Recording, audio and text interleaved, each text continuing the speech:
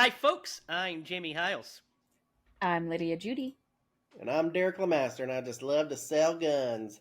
Oh man, nobody's going to understand that. Nobody is going to understand that reference. You did, Lydia. It's too young for that, but you understood it. You I knew. did. I'm going to drop a clip of him right here. Because I don't want to make any money. I just love to sell guns. But nobody else is going to understand.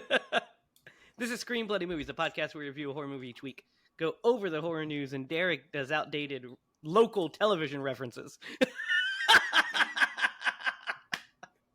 Exactly. Oh man, if you're not in the greater central Indiana area, you'll have no idea what he's talking about. Perfect. How are you guys doing tonight? I'm doing good. I just ate my birthday dinner and it was delicious, and I'm so full. Good. So thank you to Rick and Shannon, who might or might not be listening. Yeah, it maybe. means a lot. It means a lot. How about you, Derek? I'm doing great. Guess what I had for dinner? It's so amazing. I had boiled hot dogs with Tostitos, cheese as a topping, and like some sort of chili sauce. It was great. You can't It go wrong reminded with me of when I was a kid.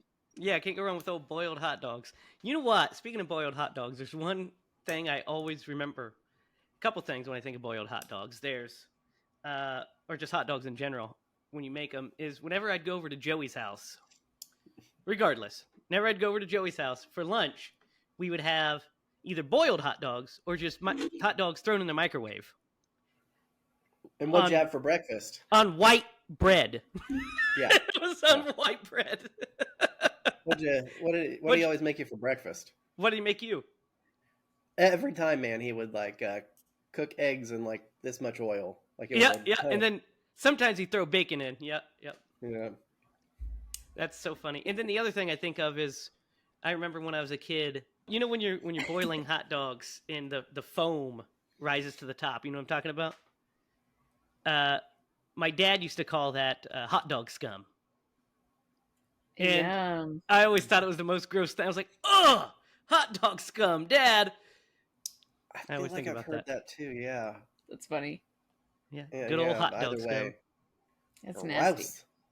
That is you know what I had, since we're talking about what we had for dinner? I had air fried wings, boneless wings. Oh, Yeah, pretty good. fancy.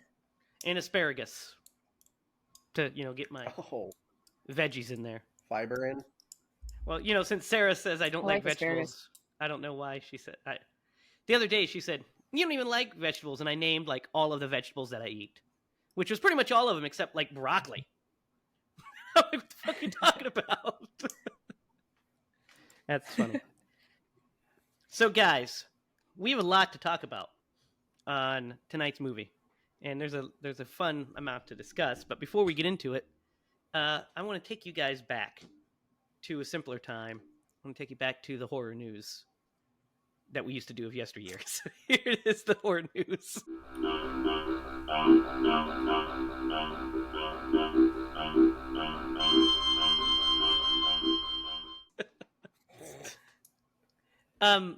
We have some weird, interesting stuff here. So first, that Alien TV show, you just add more cast members, guys. FX's Alien is just adding the cast members. So, Deadline has reported that actor Mo Borrell has joined it in a recurring capacity, meaning that he's like a regular. And we have all of these, all the other cast members that we talked about. So Timothy Oliphant, David Rysdale, Samuel Blanken. There's 1, 2, 3, 4, 5, 6, 10 cast members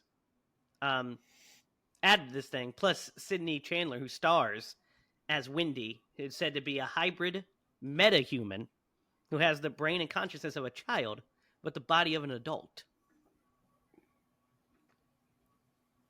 And it's set before Ripley's story. Really? What do you guys think of all this? That's so wild. It's wild sounding, right? Yeah. It is, but man, it's a TV show. So, like, unlike a movie that we tracked for a while where they added cast members after they said they were nearly finished, Hmm. and then the movie was awesome. Unlike that one, like, they've got, they have the ability to play with it. So, Oh yeah, I'm not worried about them adding the cast. It's just fun Yeah. that they're still adding folks. But the plot synopsis of this thing sounds wild. mm-hmm. I mean, hybrid metahuman who has the brain and consciousness of a child, but the body of an adult. Like, is this going to be like, she going to be Lenny walking around, It more sounds like a version of Frankenstein. Kind of. Yeah, You know what I mean? kind of. It almost, what it kind of reminds me of a little bit is Firefly. Lawnmower Man. Well, Oh, I mean, yeah. Firefly, not necessarily the brain of a child, but she's innocent and has the superpower that she doesn't know about. mm-hmm. So we'll keep an eye on that. Sounds interesting. Guys, we have the trailer. The first trailer has been released for The First Omen, which comes out on April 25th, 2024, and it looks pretty good, guys. I watched it. It looks pretty solid. I know we spoke on this a little bit, but it's all it featured very little footage, really, but it just has like little stuff, and it's all presented in reverse. The storyline is, or the images are, but the plot is when a young American woman is sent to Rome to begin a life of service to the church, she encounters a darkness that causes her to question her own faith and uncovers a terrifying conspiracy that hopes to bring about the birth of evil incarnate. Oh, okay. Now we're getting somewhere. Sounds pretty good, right? Yeah. After this year's Exorcist disappointment, I'm hoping that the first Omen hits it out of the park. That would be insane, wouldn't it? It would be. Like, just to compare the two, of like The Exorcist is such a huge movie to compete with. Compared to The Omen, I think like a lot of people don't talk. Yeah. A lot of people don't talk about The Omen as much, and if it just like blew it out of the water, like made a big splash kind of thing, that would be awesome. Yeah, and it's interesting because we reviewed both movies. And The Exorcist is heads and tails the better film of the two, but we really enjoyed The Omen. It's a good story. So for this to come out after an underwhelming Exorcist sequel, if this thing comes out and crushes, that's going to be a lot of fun. Mm-hmm. Yeah. And not even to the name of the horror movie, but as much as like the delivery of it, right, would be interesting to compare. Well, if you think about it, The Omen has had the three movies in its cycle. Had Omen, Damien, and then The Final Conflict. There's a fourth made-for-TV movie as well, and then it was dormant for a long while until the 2006 remake, which again we said they remade so they can make it on 606. Right. But after that, I mean, it's been almost 20 years since then, without an Omen movie. And the same thing with The Exorcist. But The Exorcist has had more movies since then. Not new movies necessarily, but more products, because we had the Exorcist TV series that aired on Fox in between Exorcist the Beginning and now. So that aired for 2 seasons, and it was pretty good. We'll have to talk about that sometime. It's actually really good. Gina Davis is in it in the first season. I've never seen it. Yeah, it's good. It's one to check out. But I'm excited for The Omen. After watching the trailer and reading the synopsis, I'm like, okay, I'll keep my hype a little tempered, but I'm kind of in. Guys, these last 2 stories are connected, and we talked about it last week. Do you remember what we talked about last week? January 1st was Public Domain Day. Mm-hmm. Public Domain Day. Do you remember this? Uh-oh. Mickey Mouse hit the public domain. Mm-hmm. So now, as soon as it was released, or as soon as that hit, we got the announcements of 2 Mickey Mouse horror movies. Oh my gosh. One of them, Lydia, Mickey's Mousetrap, already has filmed and has a trailer. Wow. They were really ready. It looks like people were in front of a camera. Expected. For it. Here, let me show you just the... we'll do a watch of the trailer later, because I think we'll have fun with that. But here, let me show you just this screen grab. Interesting. What do you think there, Derek? I have that knife in my kitchen. Did you make this, you son of a bitch? That's so funny. I think I have that knife too. I do too, actually. It's actually downstairs right now, yeah. Mine's I think is orange though, not that color. Mine's orange. Here's the plot synopsis for this one, okay? It's Alex's 21st birthday, but she's stuck at the amusement arcade on a late shift, so her friends decide to surprise her.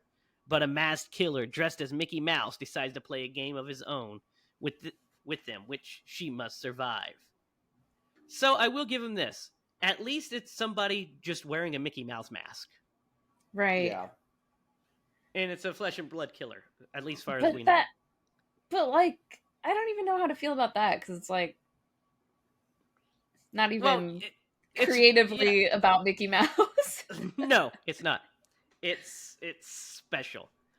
But this trend did not stop there, you guys, which this movie is going to probably not make it higher on our list, but Derek will pick it at some fucking point, so we'll have to watch it. But it's guys, inevitable. There is another Mickey Mouse movie that's been announced by the director of that damn Stephen Lamort, who is the director of that Grinch slasher movie, The Mean One, which I did not heard great things about as well. This movie is called Steamboat Willie. Okay. This one I said sounds good. Sounds scary. Well, the name does, I guess. But we don't really have a plot synopsis.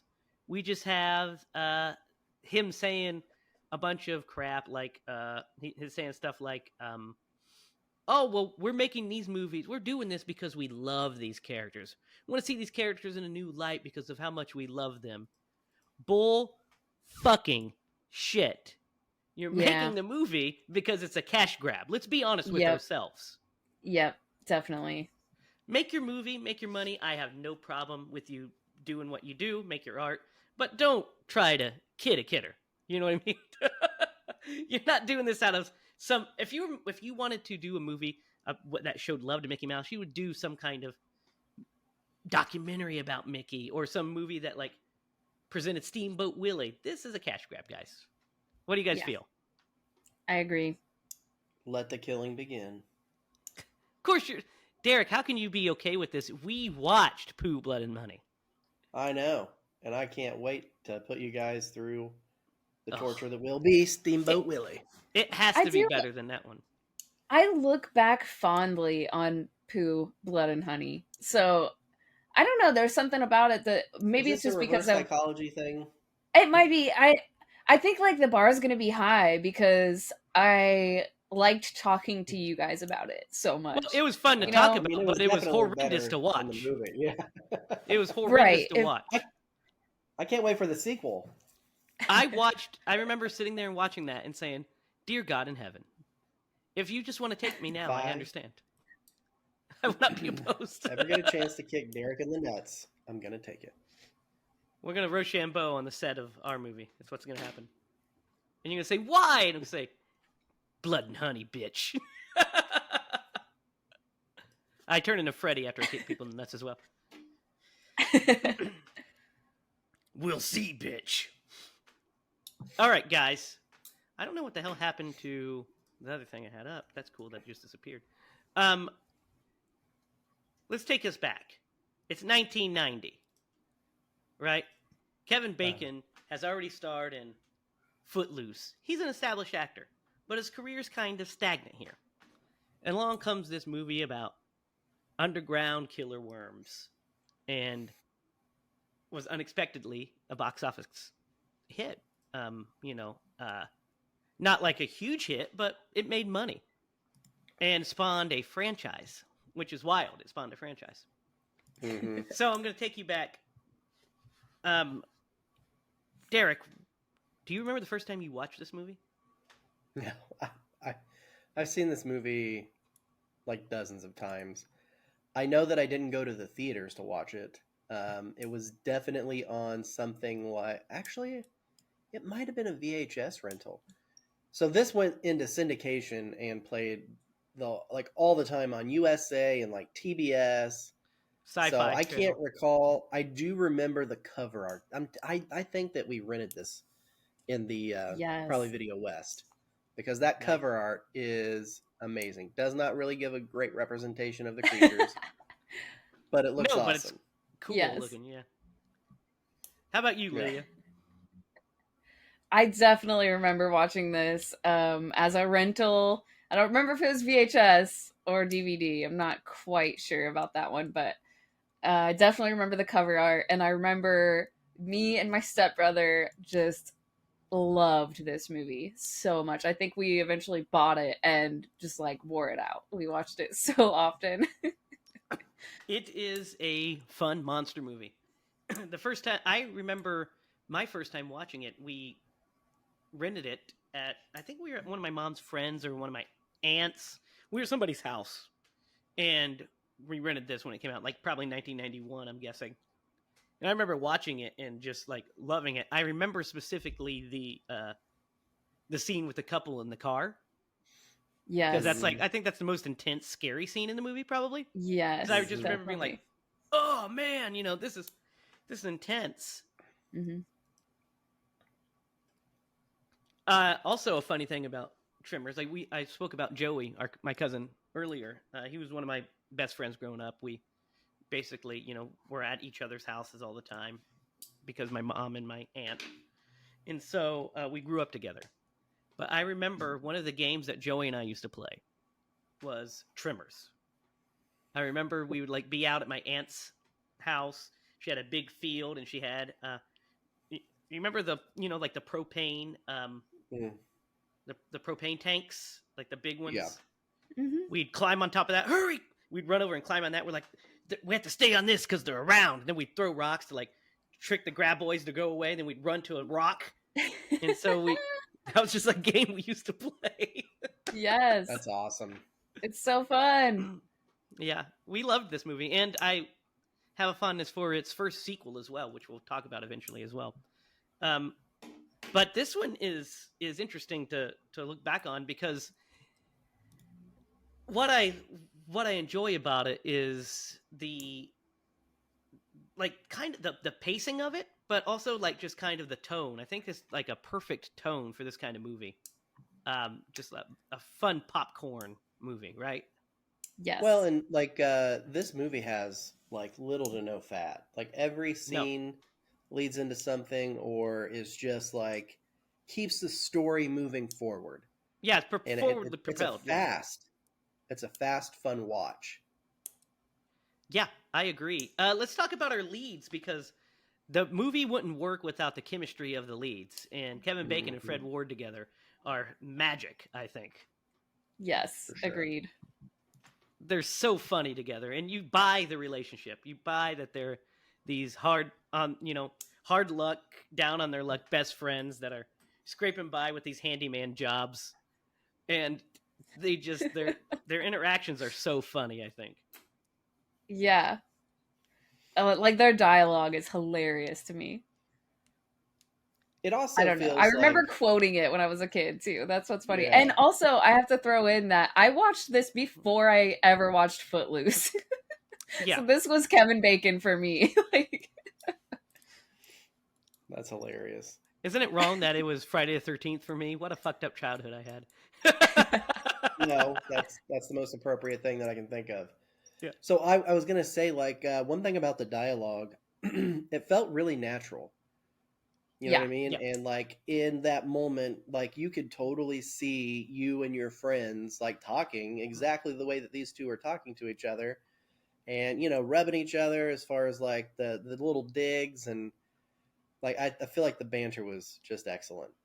Whoever wrote the screenplay did a great job. Yeah. Like the mannerisms of like just Western desert kind of talk, how they just like bicker at each other. Just like I love it. It's so good. Yeah, so the script was written by Brent Maddock and S.S. Wilson, who also produced the movie. They wrote the story with the director Ron Underwood. What I think makes the movie work, and what's interesting about it in their dialogue and their characters, is that I love that our protagonists are kind of these two idiots, right? These kind of blue collar, like just down on their luck, kind of morons, I mean, maybe to a certain degree, like Bert is like that uncle that like knows how to do like fucking everything. Not Bert. I'm not talking about Bert. I'm sorry. I meant Earl. Earl is what I meant to say. I was looking at a picture of Bert. Yeah. But I meant Earl. Like Earl's that uncle that like knows how to do absolutely everything, but is like not book smart. And then Val is he's not as skilled, I guess, as Earl. He's younger, but he's also not dumb. Like there's scenes where he's talking to, like when they meet the intern, the geologist. Yeah. And he's like trying to translate what she's saying. Well, he is, but he's translating it incorrectly for the most part because he's an idiot. You see, that's what's funny about it. But he had a decent concept. But I see where you're coming from.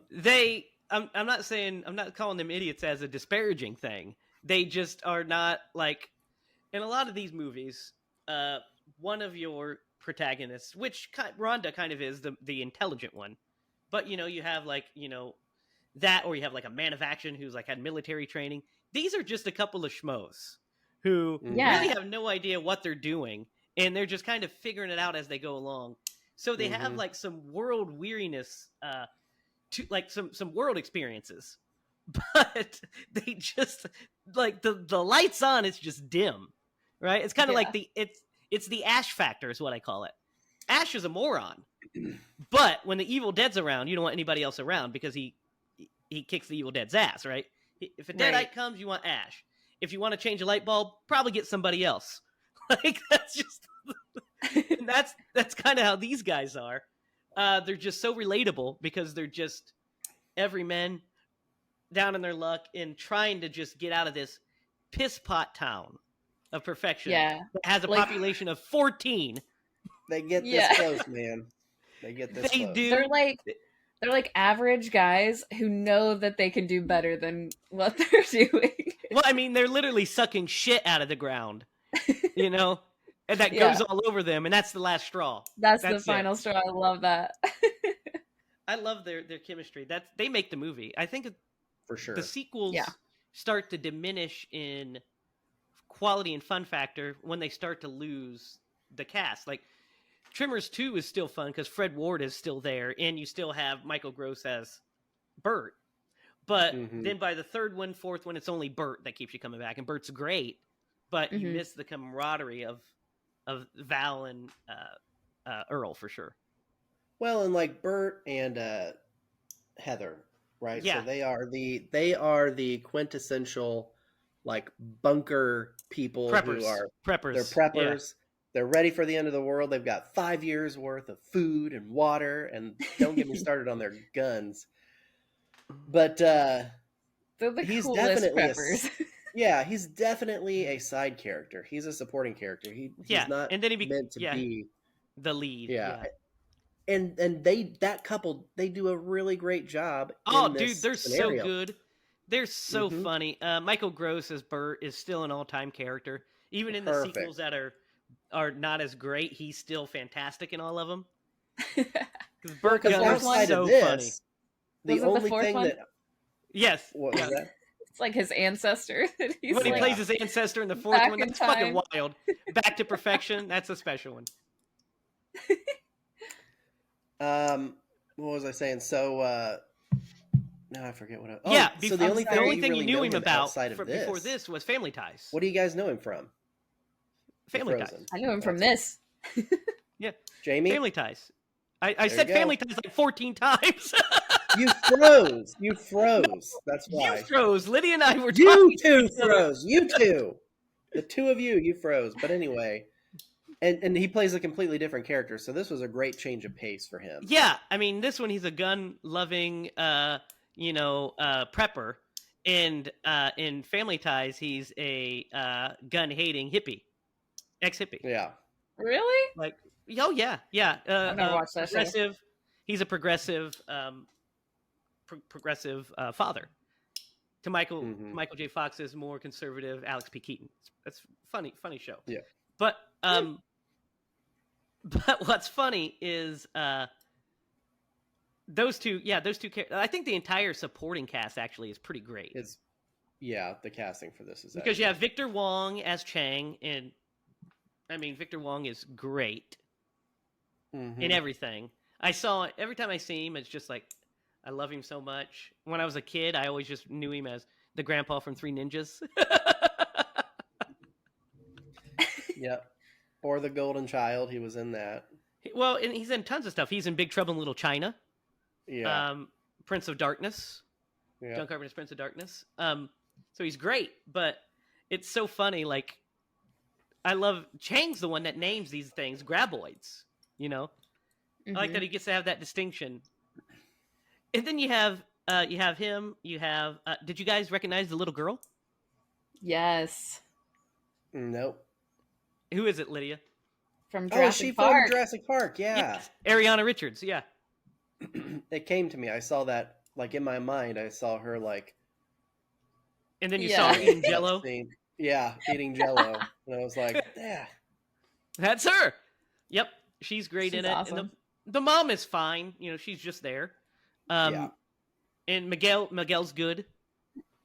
And damn Victor, man. Or not Victor, damn... Melvin. Melvin? Yeah. Yeah, the teenage boy. Melvin is something else, man. Yeah. Whose kid is Melvin, by the way? I don't know! He just got dropped off in the desert. He's like just a stray. Just sits around, plays with his basketball all day. Pranks all the peaceful villagers here. Yeah, and then Rhonda is great too. In the movie, she's played by Finn Carter. And so the plot is, simple as enough, of course, and they just start getting attacked by these cattle's going missing, all this stuff, and people start disappearing. But the set pieces in this thing are great, especially for the budget. This movie was made on a $10 million budget, I do believe. Yeah, $10 million. Yeah. And so they built these practical graboids, Yes. Which is incredible. Like these practical graboids. Yeah. And then they design these really cool ideas. Like the first time we see the graboid is a showstopper, really. It's pretty good. What do you guys think? I love them. Are you talking about the scene where they're running and they jump across that ditch? Well, whatever it is, and it like runs into the wall and dies. That one? Well, yeah. I mean, just the first attack. The first attack is what I'm talking about. Just to when they get stuck on the they find just the worm first, the little piece, because it's attached to the truck. So, like, and tentacle? Then it just so they think that that's the big monster, and then they find out that that's just the tip of the monster, and it's this big ass thing when it pops up, and they're like, ah, and then they crash it into the wall when she sees it. Because the design of these things are great, right? Yes, they're so good, and the fact that they're not CGI. I got that one stuck. I drank milk before I got on here. CGI is great. I think that's amazing because you easily could have like really cheesed this up if you wouldn't have went with a practical effect. Well, they had really no choice. It was 1990, Well, that's what I'm saying. Like, if this movie's made, 10 years later, you might try to save some money in your budget. And they do for a lot of the sequels. Yeah. But you're right. The practical effects are so good. And, they use like half scale size, big maquettes. And then they use miniatures, puppets to create these things. And it's just like phenomenal the way they do it. Movie magic. Because it just looks great. The shot selection is great. So this is a little sidebar, but I was talking to Derek, I think today, about Sarah and I watched Rose Red over the weekend. Nice. And we'll do it on the show and everything. So I'm not going to review the show, but there's some scenes that that early 2000 CGI is pretty apparent. And oh yeah. And Sarah's like, talks about it. And I was like, yeah, you can't blame him for that, except you could have fixed it with shot selection, right? Don't get too ambitious in your shots.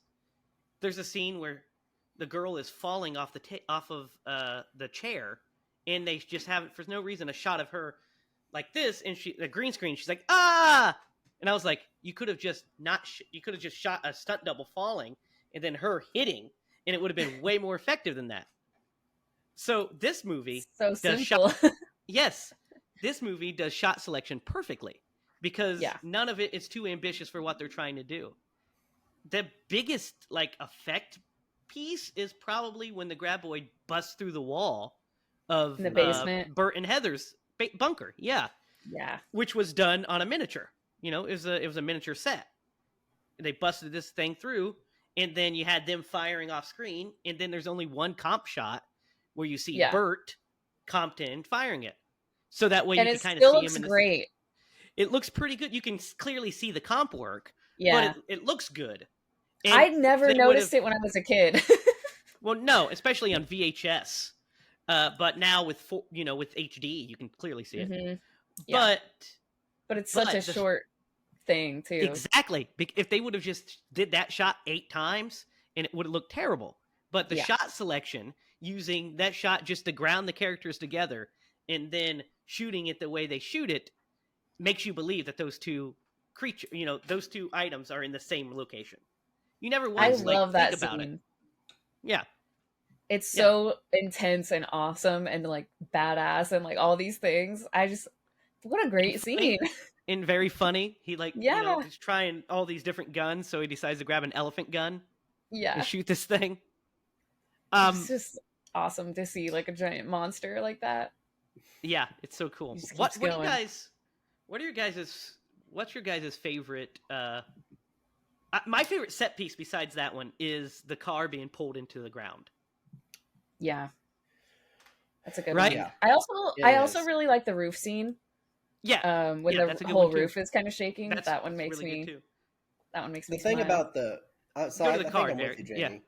Yeah. The thing about that just makes it so great. So she, in a panic, they get attacked, her husband gets sucked under, and that is a really great scene. Yeah. And then she's in the car, realizes he has the keys, and she accidentally turns the radio on, and then in a mad scramble, she turns the lights on. So all you see is they do a really wide shot, and the car going up, and you see the lights, and then poof, and you're just go out one at a time. Awesome. It's so good. Great. Yeah. I love that shot of the music.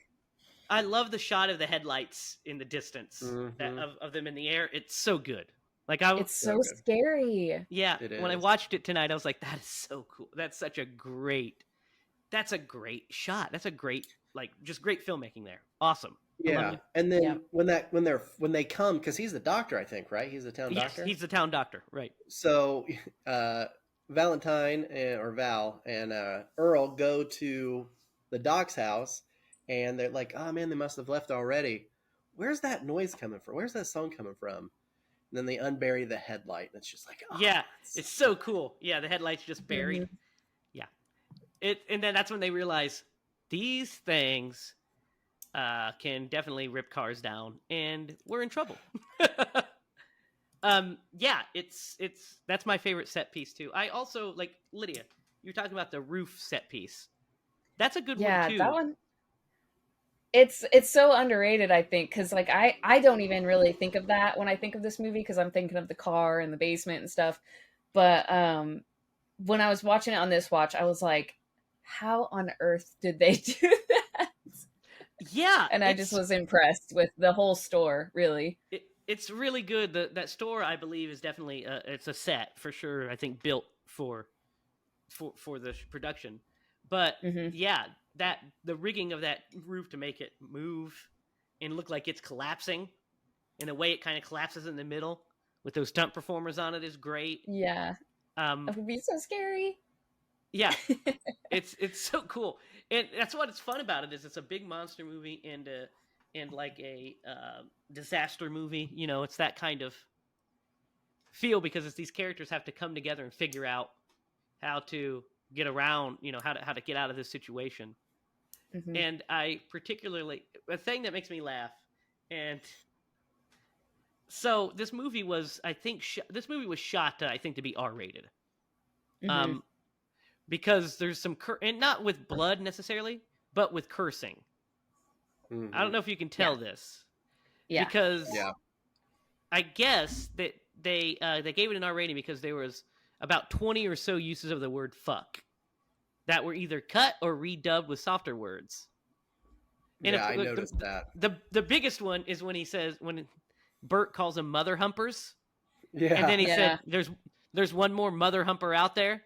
You can clearly see Kevin Bacon says motherfuckers. There's one more motherfucker out there. So they'd cut it down for PG-13 so it could get a wider appeal, which I think actually, in a rare move, was the right call. Yeah. Yep, I agree. And I love the pardon my French thing. Yeah, I like, let's get out of here and run like goddamn bastards. Pardon my French, she says. Their cussing is so good. It's just so wrong. I love the fact that it's almost like what makes that part so funny is it's like Rhonda doesn't know how to cuss. So that's what she comes up with. Let's run out of here like goddamn bastards.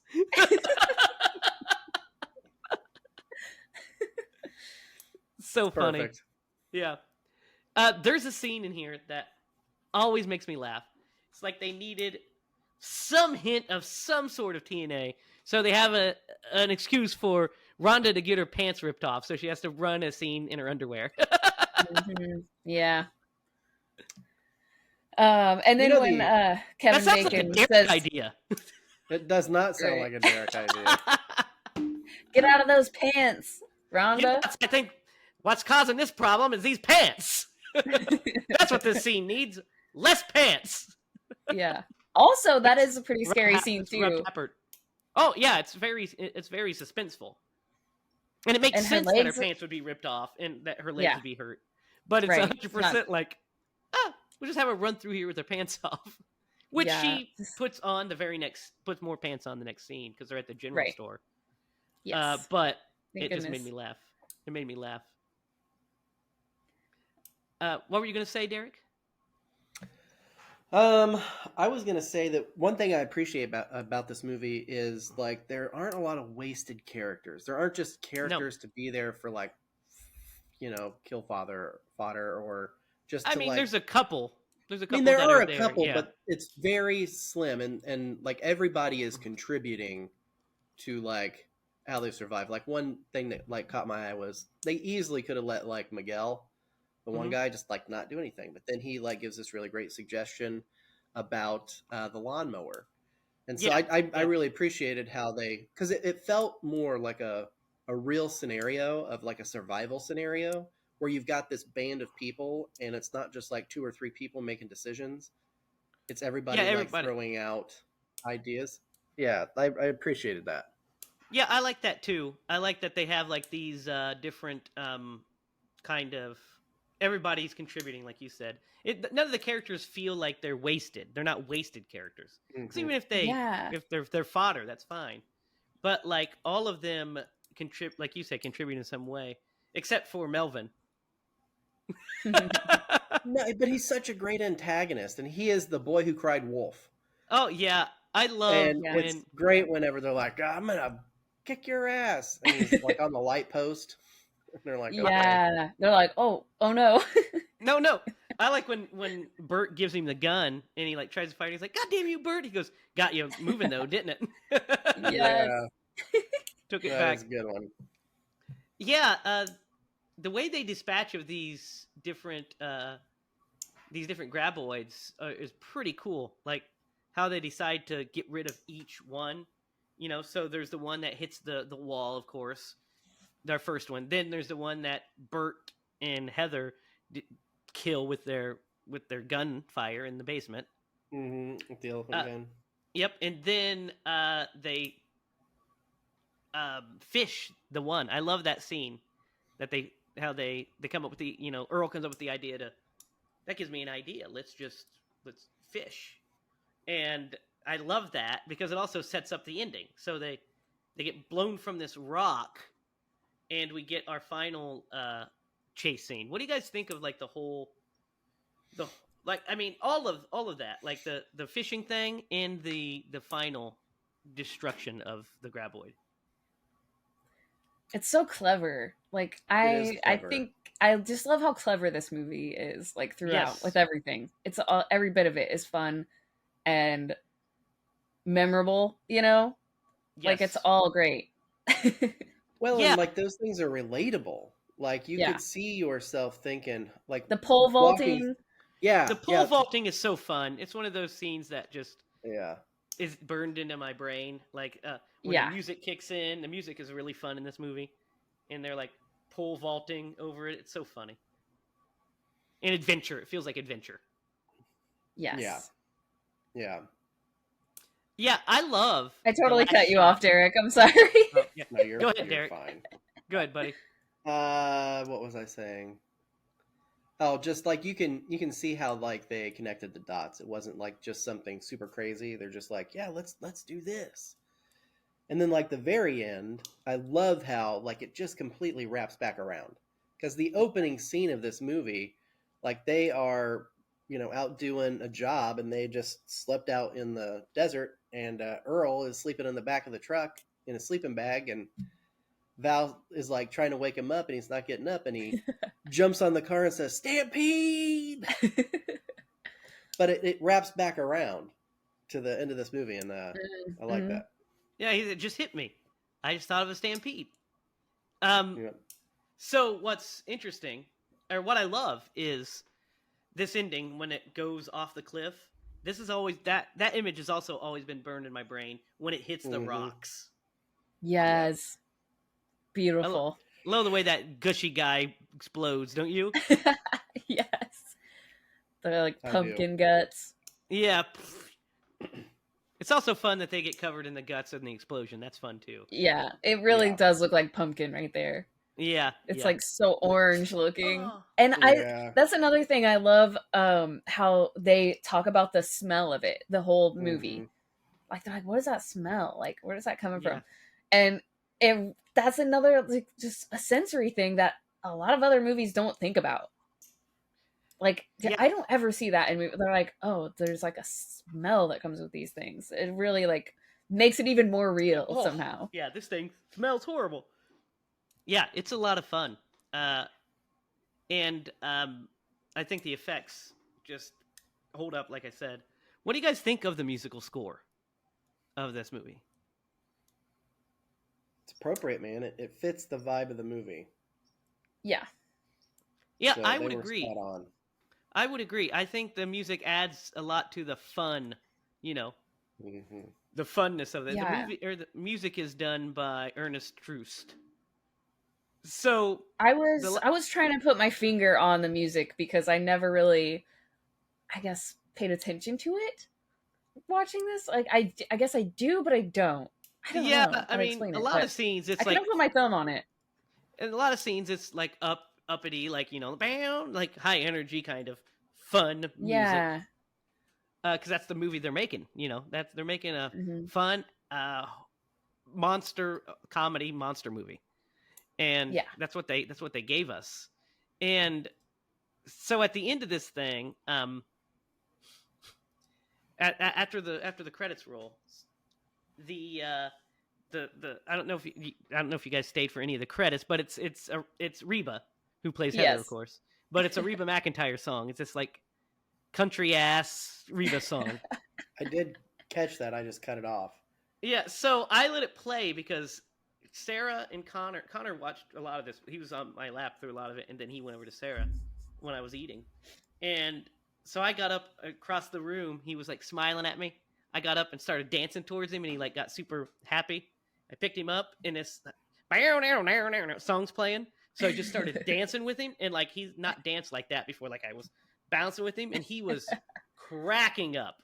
He thought it was the funniest thing. He was like, "This is," and I was like, So I kept it. I listened to the whole credits, like just dancing with Connor and him just cracking up. It was totally worth it. That's amazing. Yeah, it's pretty fun. That's adorable. Cute. Reba, he's gonna be a huge Reba fan one of these days. Not. I mean, that was my fear. You're gonna regret Wouldn't dancing that like just that. be some poetic justice right there? What I was hoping is that after that dance thing, he just wants to watch Tremors all the time, and he just has now connects the memory with the greatness of Tremors, and he's like, yes, let's watch that one. Reba does amazing in this movie. Also, she is funny. I think all of the actors do well. I don't think there's a bad apple in there. Maybe the guy that's the worst is the guy that's dead dead up in the light pole. The tower? The tower, yeah. I mean, how could he be bad? He just sat there dead. Yeah, I thought his performance was pretty lifeless. He just had no emotion. Nothing to the character. I remember that really scaring me when I was younger. Well, yeah, that's pretty creepy because he like died from like thirst, essentially. Yeah, dehydration. I remember being like, yeah, that's like the most brutal one, because most of the deaths are off screen or just they're pulled down. Really, Chang's death is pretty good. It's kind of a little bit of a Quint death, a little bit, because we get to see him pulled down and and you're right, screaming and whatnot. That's so we get weird that kind of that you put that together, because I feel like that's so obvious, and I feel like I was thinking that, but I didn't know how to like say it, But yeah, you're totally right. That is definitely this Quint stuff of like I think he's clearly like this loved character by all these people, and he named them, and he's like funny and that's cool. I mean, so I think that all movies after the 1970s, all monster movies, owe a debt to Jaws. So that's probably I made the connection. Sure. I mean, it's like, I love that. Why wouldn't I copy Jaws? Godzilla -1 has huge Jaws influences. And really? You're like, what? Trust me, you're gonna watch the movie and you're gonna say, oh yeah. Nice. And Jurassic Park. It's like Godzilla if Steven Spielberg would have directed it.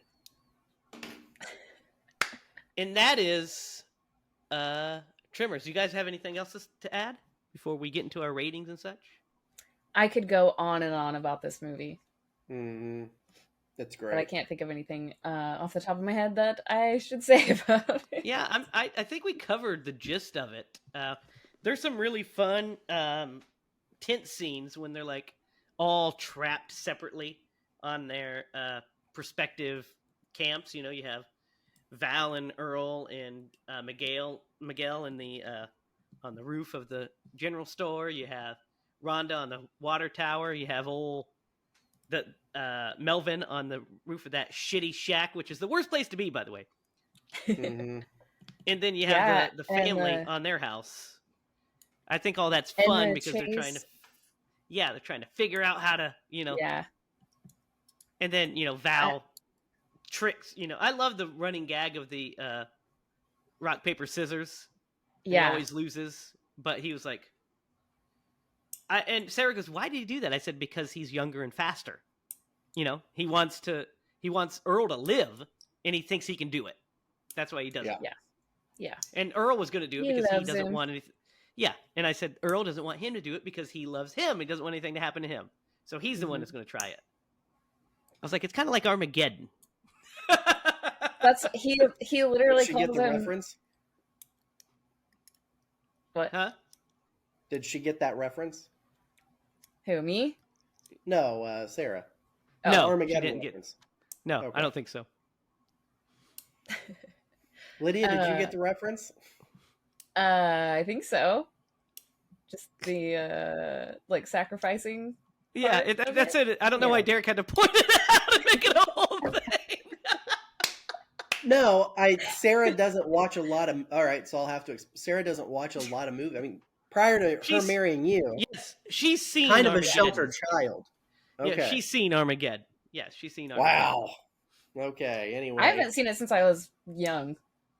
I hated it when I was a kid. So, dude, I loved Armageddon. When Armageddon came out, that was like my favorite movie for that summer. Like, it made me sad at the end every time, but I just thought the spectacle of it kicked a lot of ass, and Bruce Willis was badass in it, and I was just like, oh, this is so funny. For Christmas that year, my mom got me the VHS of Armageddon, right?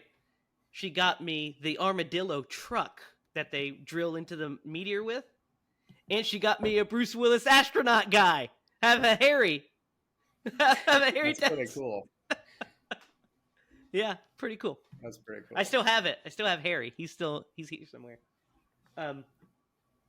But yeah, you guys want to get into the ratings of this thing? Derek, what do you think of Tremors? It's a really fun movie. I enjoyed watching it.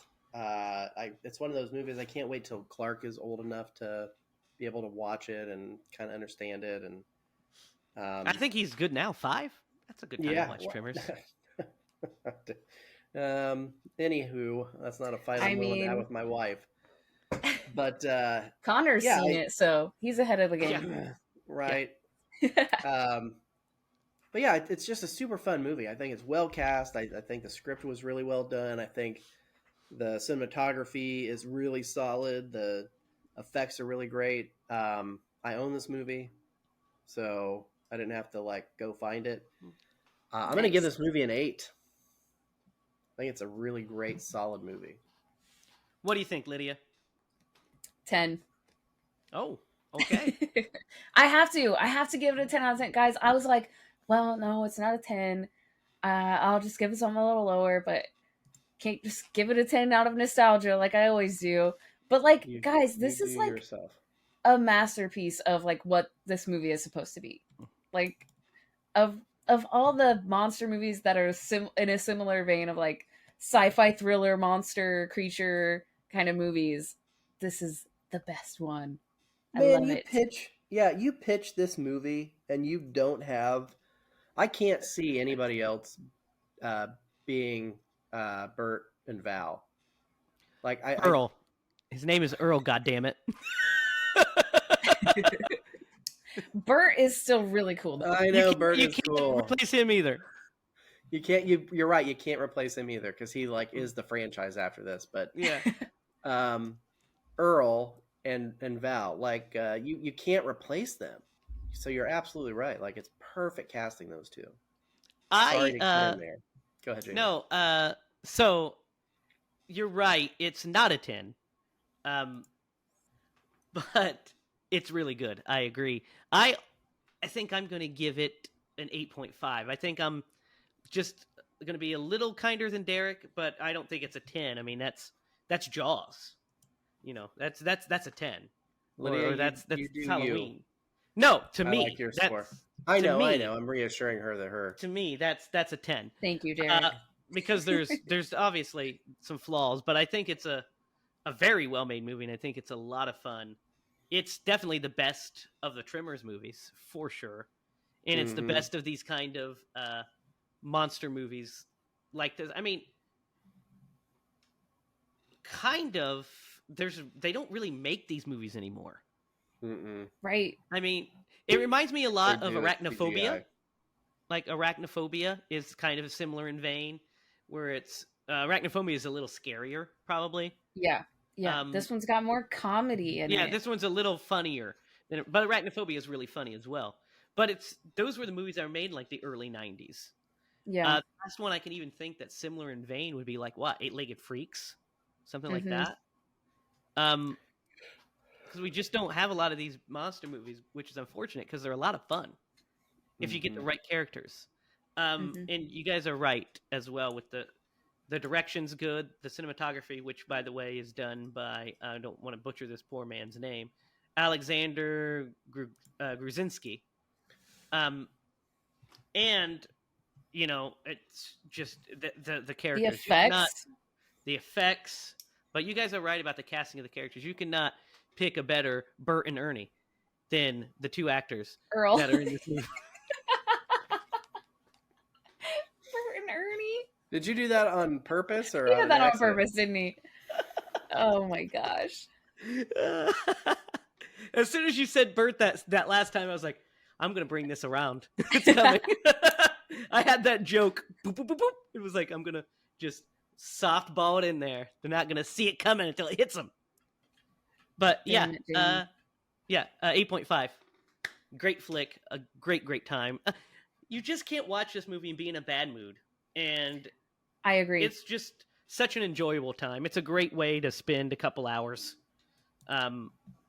It's what popcorn entertainment's about, is this movie. All right. So now, guys, we have to Atkinize this bad boy. It's a tough one. Who would Tom Atkins play in this? Thrill me. There is the one character that is pointless, which is the like other guy that's there that gets sucked into the tire. The tire.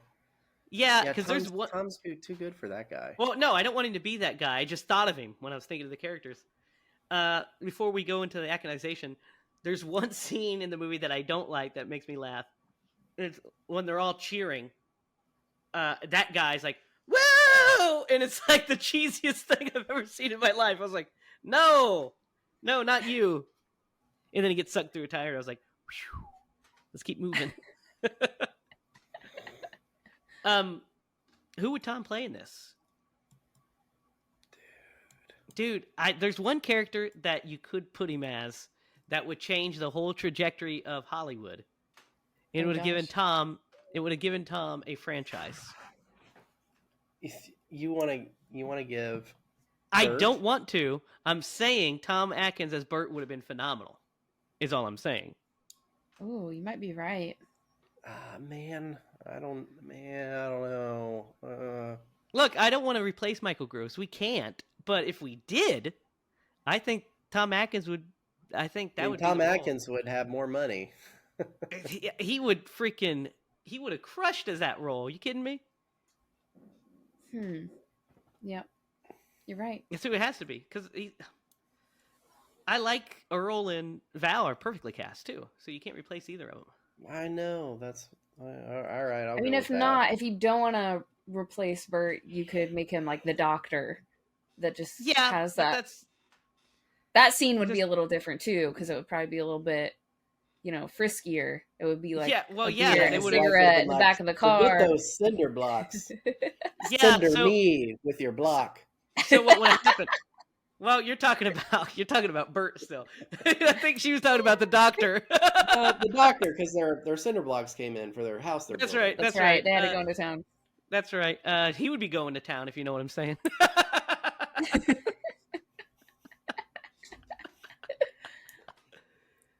Maybe. I think I would cast him as that guy because Bert just holds a special place in my heart. He does, me too. But I'm just saying, if I were casting this movie in 1989 when they were about to make it, I'd say, get me Tom Atkins on the phone. I mean, if we were casting it in that year, he would probably be Earl. He probably would be Earl. You're right. He would be a great Earl too. I think actually Tom Atkins should play. I got an idea. We'll just do a Tom Atkins only version of this movie where Tom Atkins plays all of them. There we go. He's all of them, baby. He's even like the graboid. What caused that?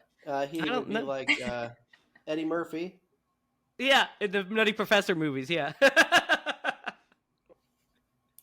He'd play the graboid even. It'd just be Tom Atkins when he pops up. Just imagine that. That's so dumb. He pops up and goes, "Thrill me." Although, if he were Bert, he could do that right before he shoots the graboid right in the face with the elephant. See, gun. You're making the case for Bert. You're doing it. You're doing it. Thrill me. Thrill me, motherfucker. Okay, whose turn is it to pick? I believe it's Derek's turn, right? Nope, I picked this. No, you didn't. I picked this. You did. It's Lydia's turn. Dr. Giggles. Yeah. You picked Dr. Giggles, Derek. It's Lydia's turn. It's my turn. Did. Let's do part 4 then. You want to do it? Because I was thinking about watching those. Oh, well, there you go. Let me see where those guys are streaming. So next week, we're going to watch Friday the 13th, part 4, the final chapter. But is it?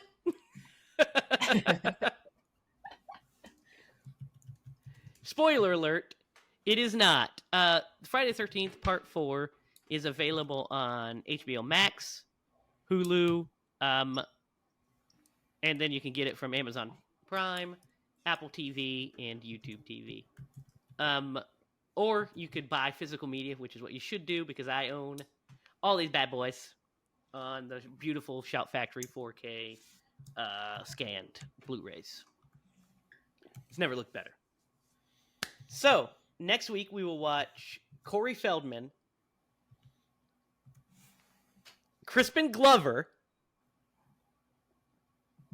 doing the greatest dance of all time in Jason's final adventure as a human being in Friday the 13th, Part 4. Derek, do you have a story for us, my guy? You will not believe this. You didn't think about it, did you? I did not think about it. Let's see. Yeah, this one's kind of short, but it... So Jay is just like, always been a deviant. And he was like, man, I think one day I might rob a bank. And he was like, and I'll probably do it on a bicycle. Because in his mind, he was like, dude, I could pedal through the cornfields and the cops would never catch me. And my brother was like 400 pounds. Of an athlete. When he said that, I was like, have you thought this through? You won't make it down the street, man. First of all, you need to find a bike that's going to support you. Yeah. You can't be riding on those cheap rims. No. It was just really funny when he said it to me. I'm like, you need to find a different profession. Because bank robbers. Bank robbery's not in your forte. But to be fair, he went to prison for other things. So it's all good. It's the same destination. He did, man. There was one time, after he got out of jail, he learned how to do I don't know if I should. Anyway, he's like, hey, because I was working at a small business. He was like, do you get check stubs? And I was like, yeah. He was like, you should let me have one of your check stubs. And I'm like, what? No, why? He was like, oh man, when I was in prison, I learned how to do all this stuff because it's got account information. I'm like, no, Jay, I'm not giving you a check stub for you to rob my business that I work at. That's no. Ooh. I know. And then let's see, what was another one? Another one was my sister called me one time. I think I've told you guys this one. My sister called me. I was working at Pizza Quick, and she was like, hey, I just called and ordered a pizza. I'm going to call back later and cancel it. Will you pick it up and bring it home? Oh, that's such a good idea. I'm like, no, I'm not going to do that. And so, we got into an argument, and I hung up, and I, went to the manager, and I was like, hey, my sister, I shouldn't have said my sister, but I did. I was like, my sister called this pizza in, and she wanted, this is what happened. I was like, I will pay for it. And I did. I bought that pizza, and then I went over to Joey's house or Jamie's house, one of the two, and we ate it. Yeah, we went to Joey's house is what I think happened. Yeah, and we all had pizza that my sister. Oh my gosh! Tried to scam off. When I worked in, that's a good idea though. When I worked in pizza, I wished people would do that. I would be like, somebody call in a pizza and don't pick it up, because then we would all get to eat it. Yeah, that would be dinner. That'd be I'm like, dope. oh, nobody picked this one up. Can we have it? They're like, if it sits on the shelf, like even if they're late, like a certain amount of time that they're late, they'll have to remake it at certain franchises. And so we would just be like, okay, it's been 30 minutes. All right, dibs. You're like Michelangelo from Turtles. Make a new one. Pizza dude's got 30 seconds. You're just watching. This is a 10. Exactly. The tab's 15. Hey, we were being timed. I mean, we knew.